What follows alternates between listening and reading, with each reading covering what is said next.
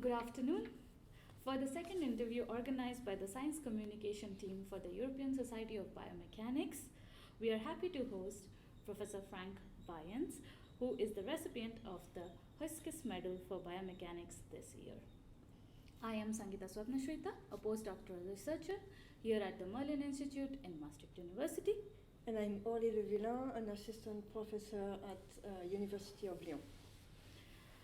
Frank is a full professor in soft tissue mechanics and tissue engineering at Eindhoven University of Technology. You have received your PhD from Eindhoven University as well, and then you have done a bunch of things, but the most interesting thing was you switched your fields from computational rheology to biomedical engineering, specifically in living heart fibers.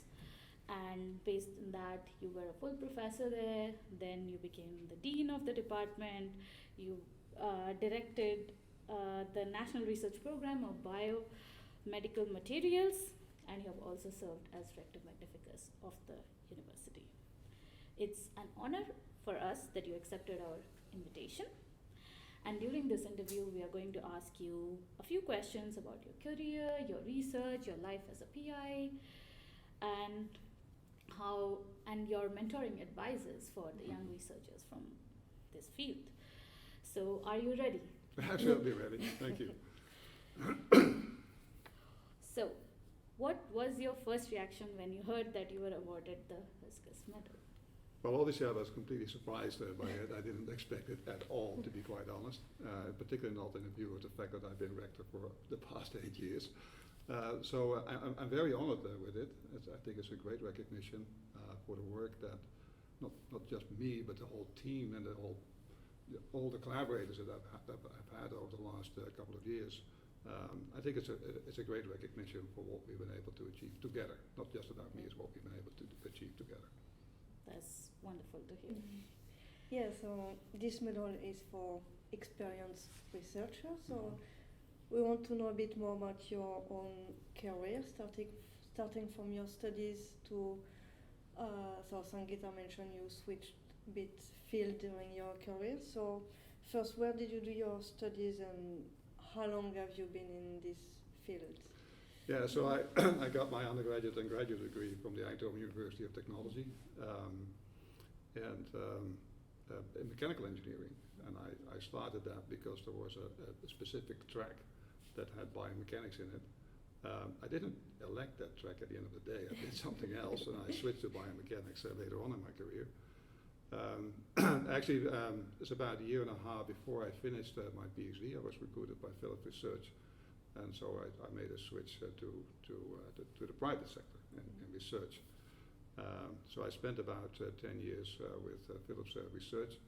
But relatively soon after I completed my PhD, they invited me to become a part-time professor at the university, and I accepted that position.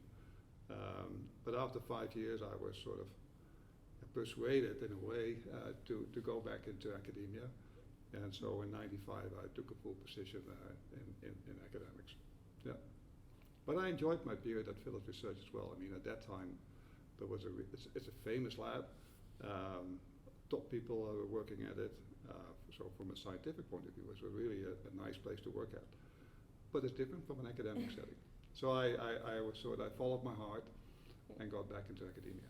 Yeah, that's interesting because many PhD students don't know yet, well, at the end of the PhD, if they want to pursue in academia or switch to industry, and then there is kind of a fear of not being able to go back to academia after staying in industry and the other way around. So how was it for you? Was it easy to go back to academia or did you have some difficulties? Well, I've always had, no, it was not difficult to go back into academia because in particular the setting that I had within Philips Research allowed me to do really basic research at that point in time. Things have changed over time, but at that time it was really a basic research lab. So I was able to develop myself in a way. So the step back into academia was a kind of like a natural step for me, but also because I became involved as a part-time professor relatively soon, so that made everything a little bit easier, I would say. Today, I think it's a bit more complicated to make that step back. simply because the kind of research that today is being done in the private sector is not as basic as it used to be. It's a bit more applied. So it's a little bit more complicated, I would say, today. But at the end of the day, if you look at the PhD candidates from my university, I think more than 95% of them actually take a step into the private sector for good reasons. I mean, there's really a lot of work to be done there. And actually, I think there's a tendency that there are too few that really would like to stay in academia. So there's a little bit of a tension there, I would say. So if we could have more PhD candidates go after an academic career, that would be good for academia, I would say. Yeah. So maybe if we have fewer people going to academia, it will be easier for the one in the private sector to go back to academia, because there will be I think it's still valuable to have some private sector experience before you go into academia. So if I look at some of my, the top colleagues that I have within the university, quite a few of them have had some experience in the private sector. So it helps, I would say. I just had one question while you were answering that. Is you said that less and less people are now wanting to stay in academia. What do you think academia can do to retain more? Well, I think people have to understand that the one thing that we can offer in academia, well, actually two things I guess at academia. Number one, you can work with young people, which is always fantastic. That is really the thing that make me tick basically at the university.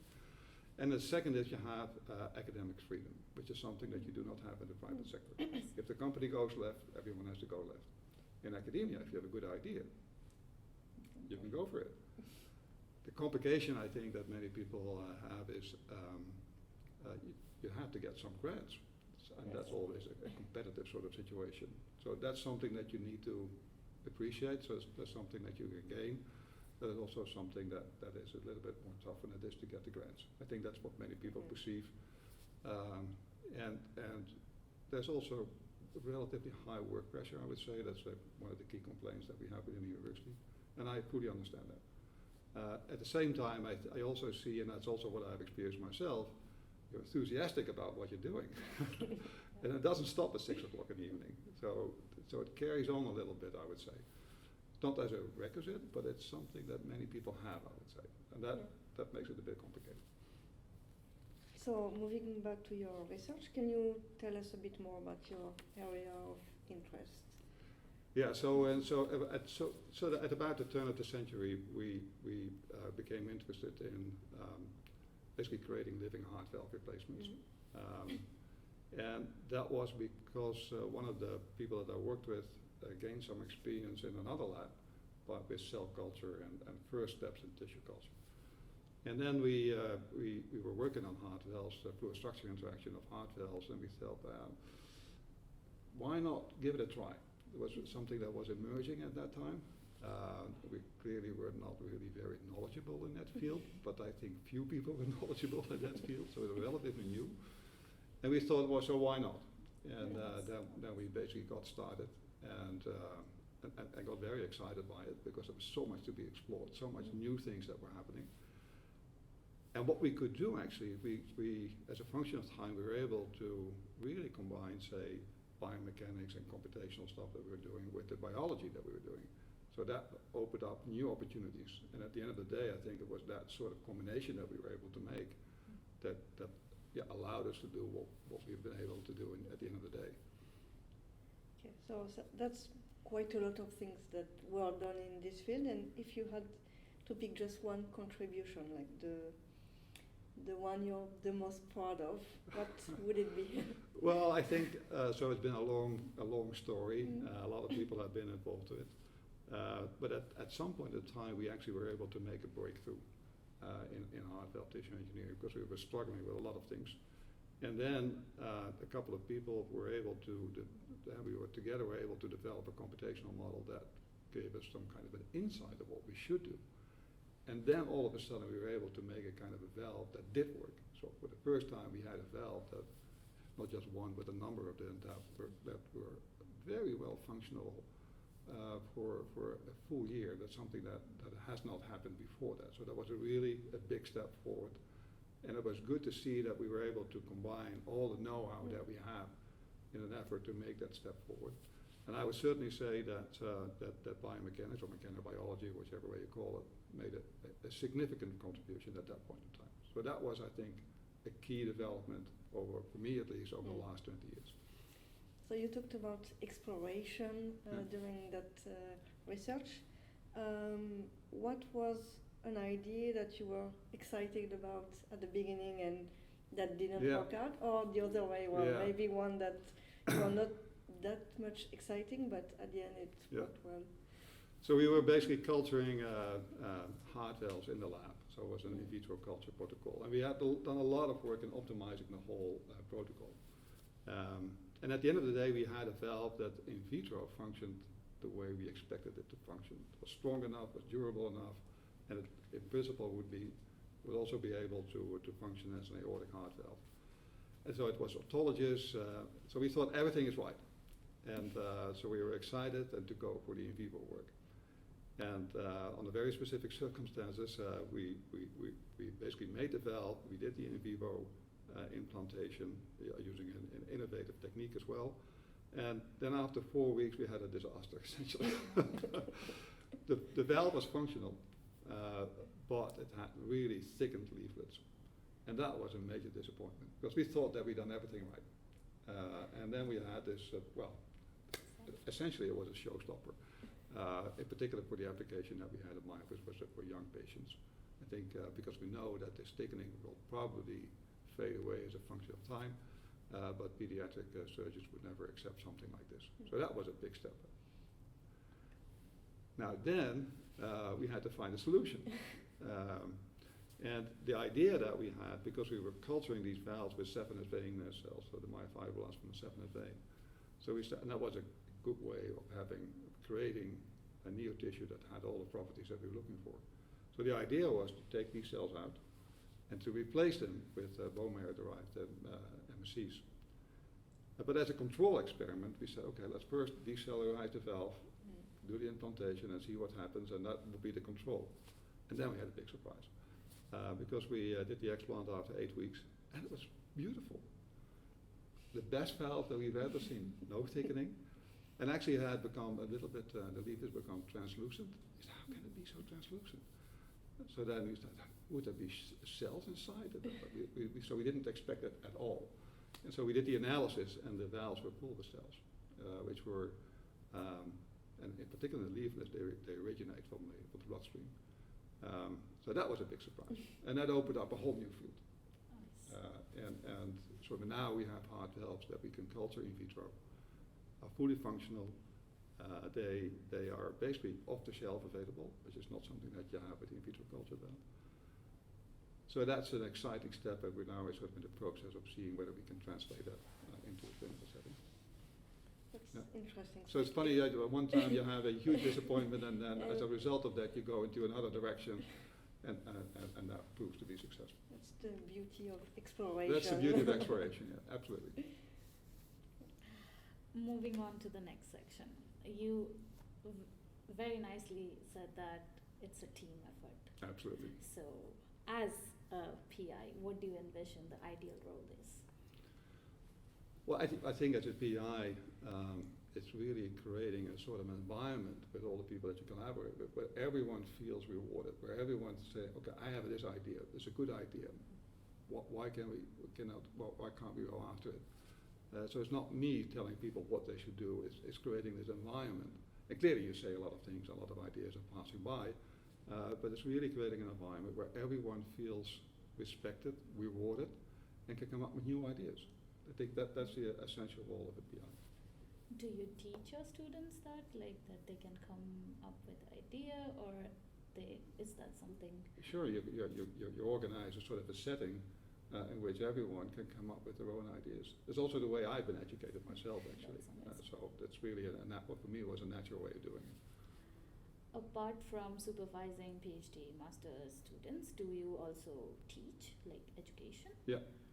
And is it fun for you? Absolutely, it's great fun. Oh, what do you teach? I'm just curious. Yeah, so I'm teaching a computational biomechanics course. I do that not So last 8 years been rector, so I've only done a small component of it. But I do it with a younger colleague of mine, Sandra Loerakke. And she's actually wonderful because she's been elected as the best teacher in the master phase, was it last year, I think it was. So she's really good at it, much better than I am.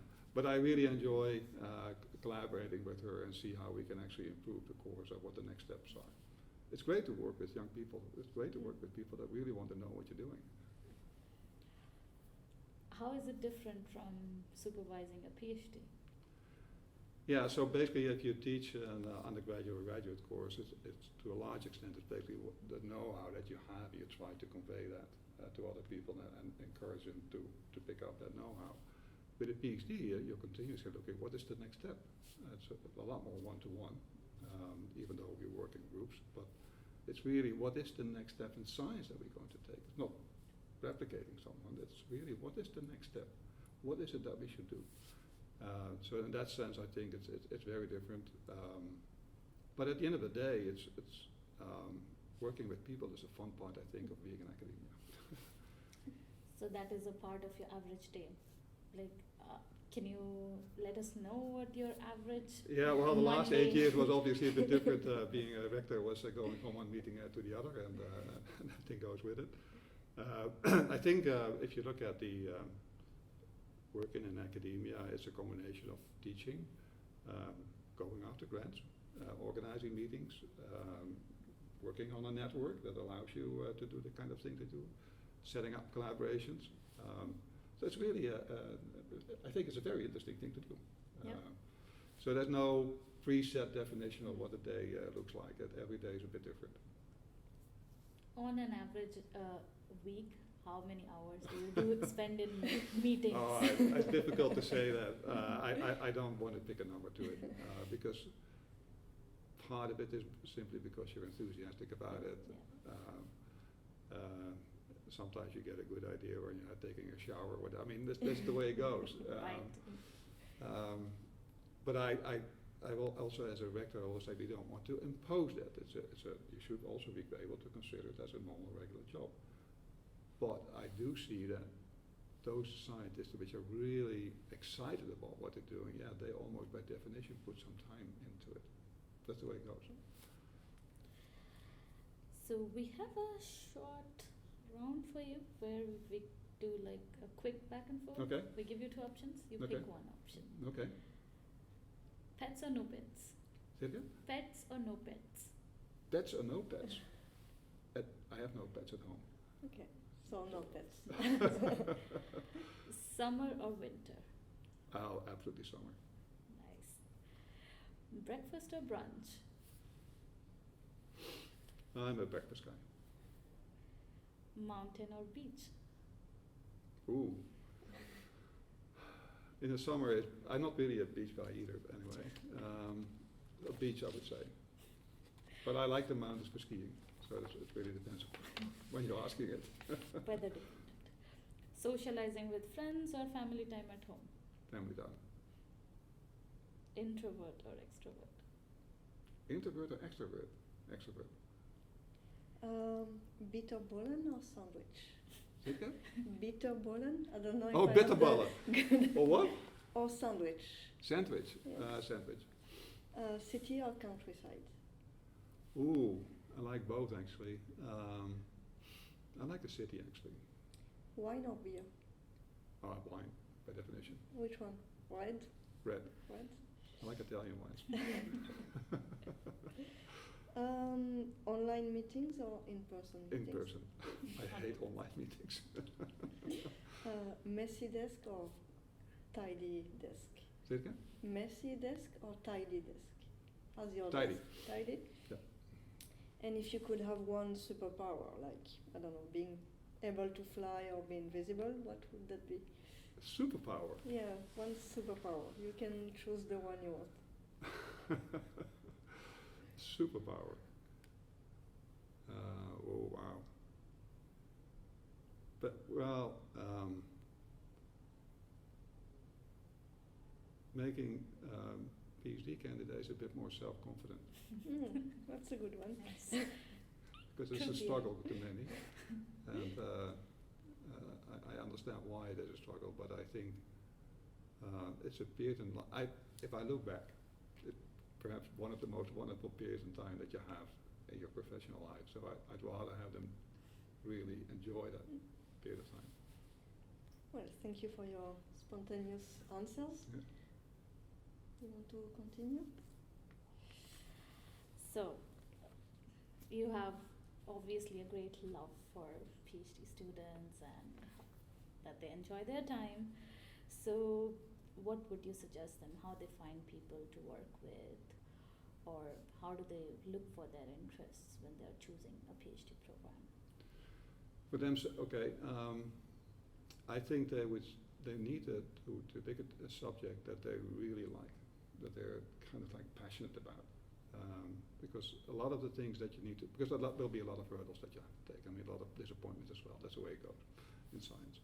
But if you're passionate about it, if you really enjoy it, then the other thing that's important, I think, is that you take a supervisor or a supervision group, if you like, that you really feel comfortable in.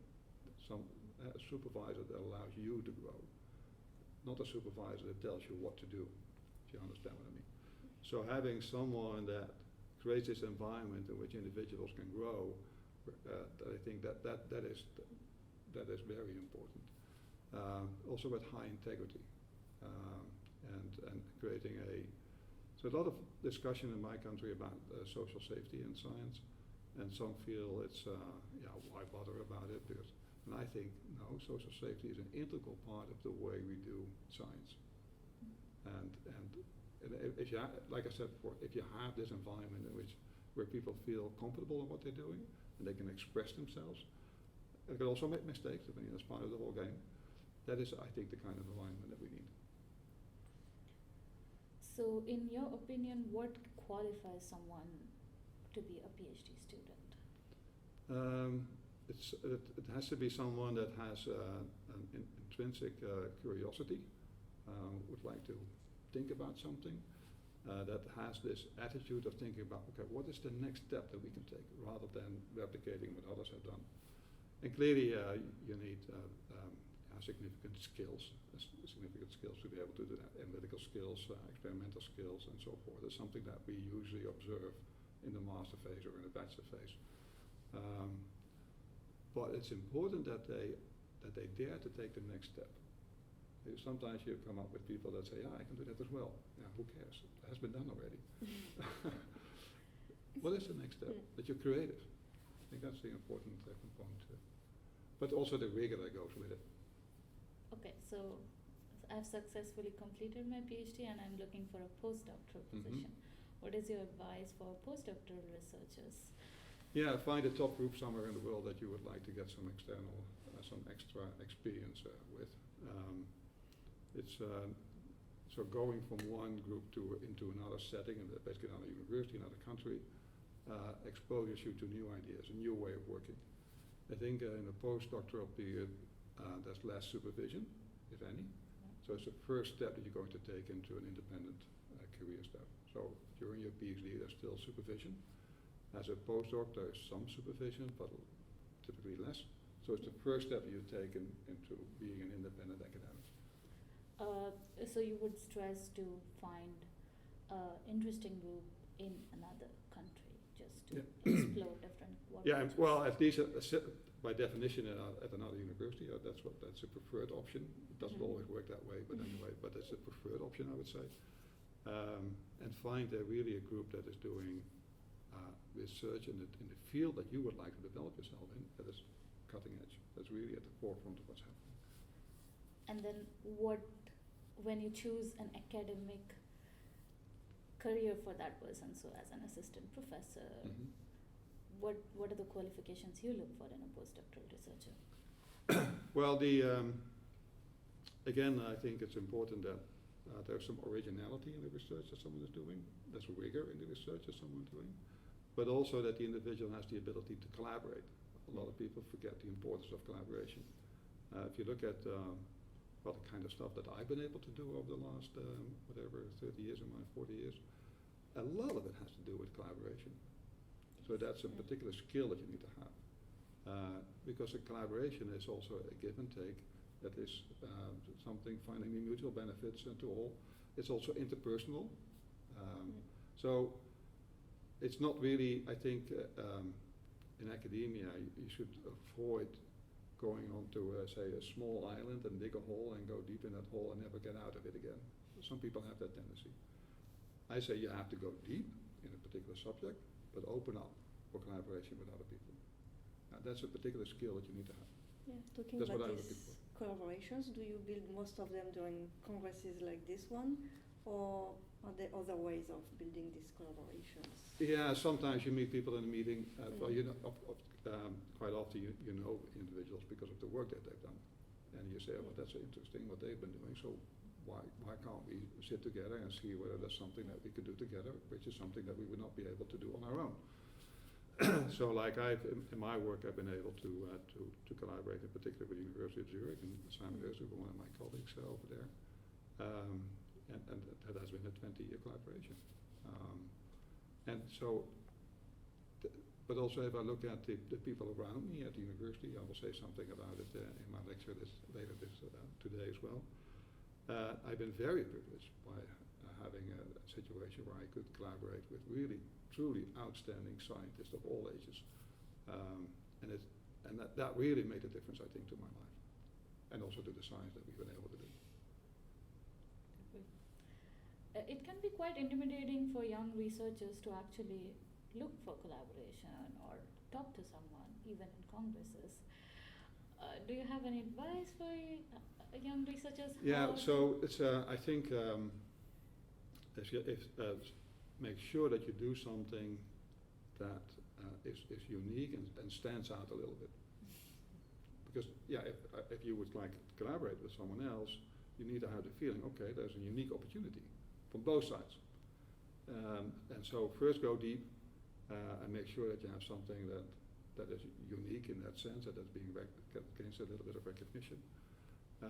Today, we also have this opportunity, I think, for young scientists. We didn't have it when I was young, where you can go for personal grants, like an ESC grant. That gives you a sort of a recognition of what you've been doing.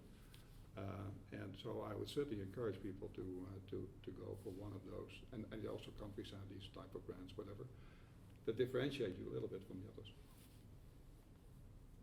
Do you want to go ahead? Yeah, I had one last question about this mentoring thing. So today you are receiving the Huiskes Medal as a recognition of your quite impressive career. And later today we'll have the Early Career Award.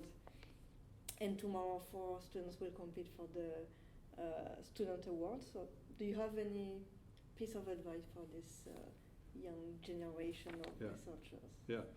So, I mean, having originality in your research, I think is always important. Also, try to think about a subject which is not too crowded yet, because it's complicated to find your way if there are already, I don't know, thousands of people working on a particular topic, unless you have a very specific, unique idea in that particular direction. Catching up is complicated. Being the first is in that sense, is relatively easy, you might say. And then find collaboration. Collaborate. The field that we are in is so complicated. If you really want to make a difference, you have to collaborate, I think. But also make sure that you have something in which you are unique. Something that you can do that only few other people have done or can do, or whatever it is. But yeah, setting up collaboration, having an original idea, and pick a path which is not overly crowded at this point in time. Thank you for this very useful advice. Now we'll move on to the last section of this interview, talking more about your vision of the future of biomechanics, and maybe more specifically tissue engineering, which is your career. So what's the forefront of tissue engineering, and what are the exciting research going on? Yeah. So there's a couple of things happening in say, regenerative medicine in the board. Clearly, a lot of people have investigated and are still investigating the use of stem cells and everything that goes with it. An area that we have focused on, and my colleagues have focused on for quite some time now, is the use of biomaterials to have basically in situ regeneration. and essentially playing with the immune system in a way. I think that's a very fascinating area, and because in a way it bypasses this whole in vitro culture that we need to do, which is a very elaborative, expensive way of making things. If you actually can have a more materials-driven approach, that is very interesting in itself. And well, my colleagues in Eindhoven are pursuing that path, and I think it's really a fascinating area to work in. So that's, I think, where a lot of interesting stuff is going to happen. It also makes it probably, if that's going to be successful, because it's a complicated way of going, it also makes it financially attractive. So you may come up with therapies which are not exceptionally cost intensive. So hopefully that's going to play out well. So and this requires, of course, a lot of collaborations between the absolutely. different fields. There's so many disciplines that you need. You need people in immunology, you need people in new materials, cell biologists, or whatever you can think of. Yeah.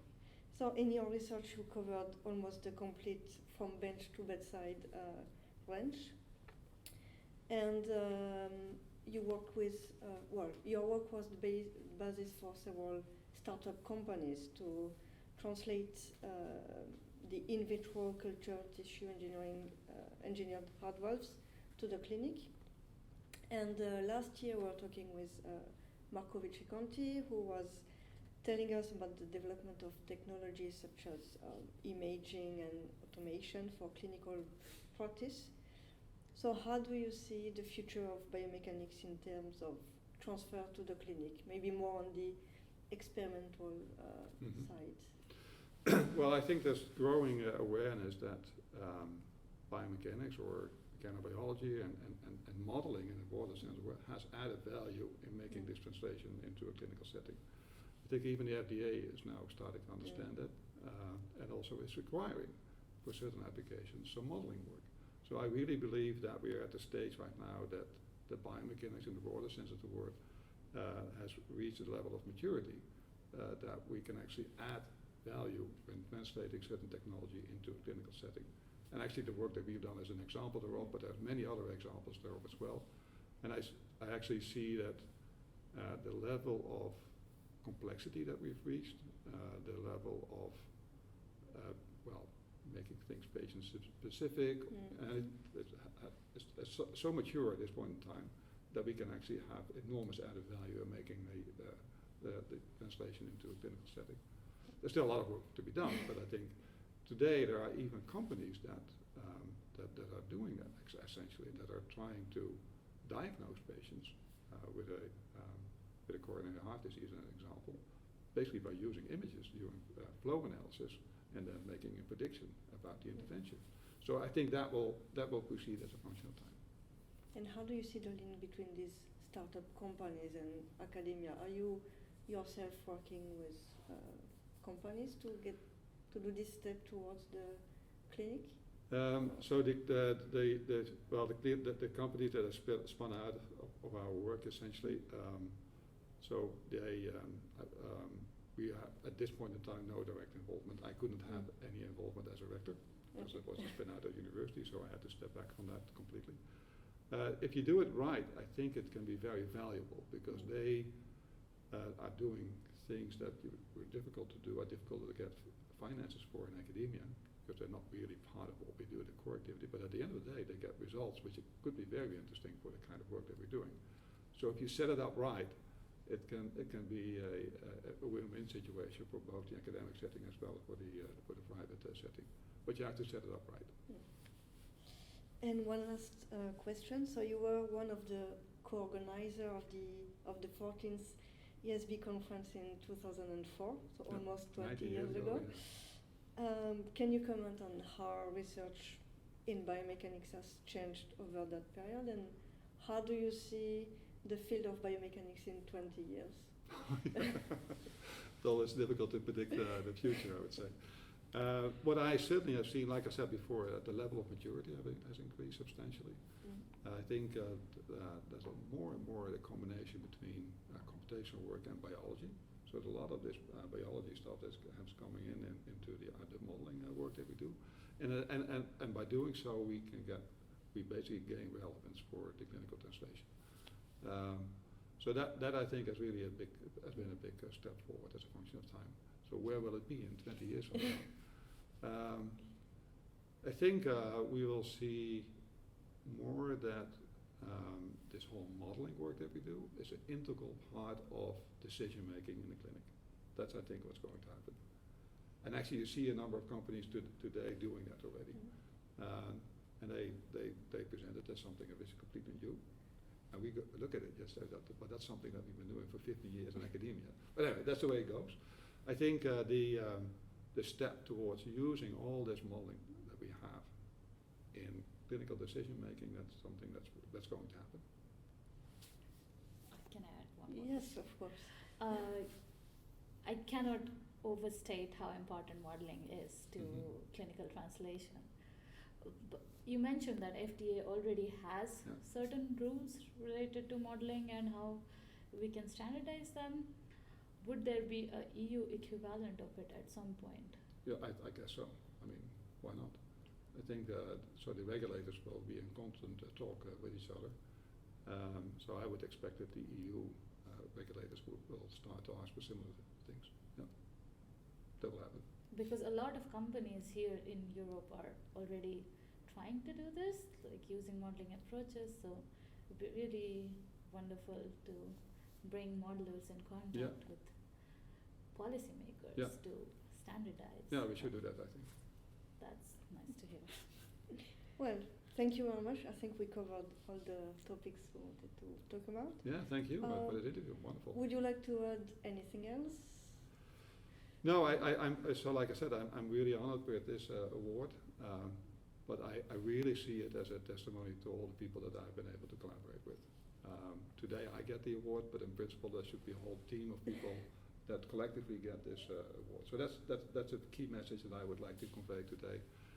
I wouldn't have been here talking with you about these topics if I didn't have all the collaborators. Yeah, of course. So the interview will be available on the YouTube channel of the ESB.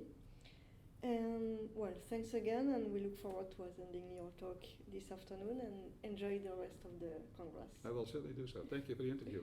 Much appreciated. Thank you so much. Congratulations. Thank you. Thank you.